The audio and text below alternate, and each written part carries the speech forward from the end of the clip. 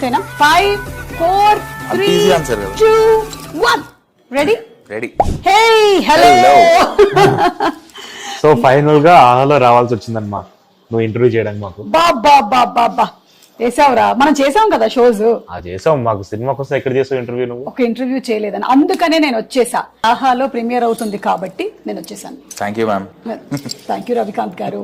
Hi Mansa గారు, how are you? Looking forward to seeing the movie once again with everybody world wide in Aha bubble gum, the story that you are created so beautifully.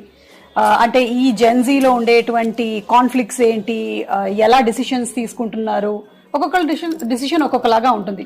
So ఆది and Janu మధ్యలో వాళ్ళ decision ఎలా తీసుకున్నారు అనేది కొంతమందిని already theatres లో చూసిన వాళ్ళని ఇంపాక్ట్ చేసింది, ఇంకా చాలా మందిని ఇంపాక్ట్ చేయాలని చేయబోతుంది. And what did Adi do with all the rage? ఏం చేసి